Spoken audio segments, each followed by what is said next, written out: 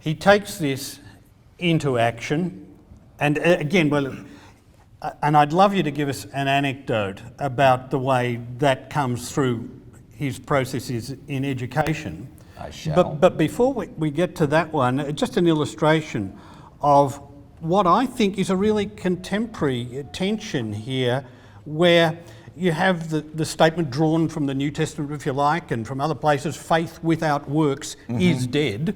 So there's a sense in which faith has to be acted out. And over recent years, as we've seen decline in religious practice in Western countries in particular, you've had, well, perhaps, and some have said this, for Christianity, there's been a tension that's gone on for the last 500 years since the Reformation that's been about right thinking.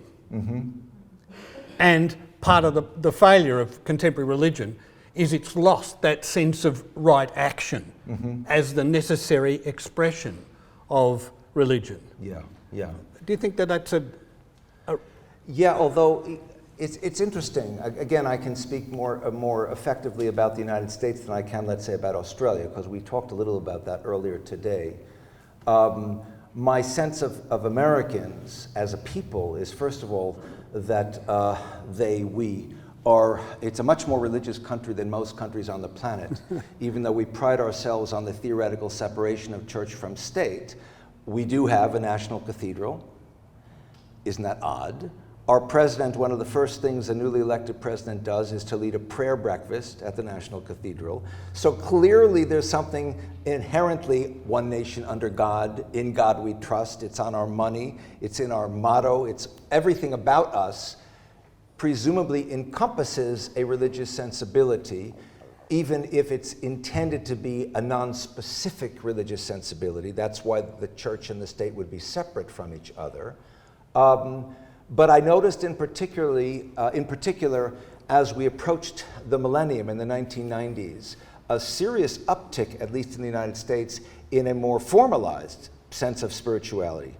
People going more to churches, synagogues, mosques than they had in the 70s and the 80s, and certainly the 60s, which was kind of the dropout point that was maximal. But because of this sort of notion that somehow the millennial year is going to be something extraordinary, either positive or negative, so better get in touch with God just in case it's negative. But I noticed that it didn't diminish after 2000. And for better and for worse, religion has played a very important role in the political landscape, at least of the United States in the last 23 years as well. So it's an odd combination of a secularist inclination. The academic world is supposed to be secular, but where I teach at Georgetown, which is a Jesuit institution, the theology department is the largest department at the university. It's true, to be fair, that students are required to take 2 theology courses in the course of their 4 years, so there is a built-in audience.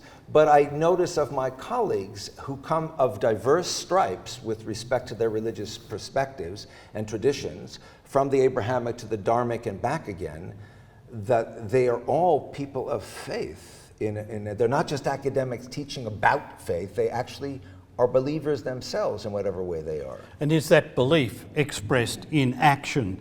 And what's really interesting about this book is so many of the actions are things that one would, in isolation, consider ordinary.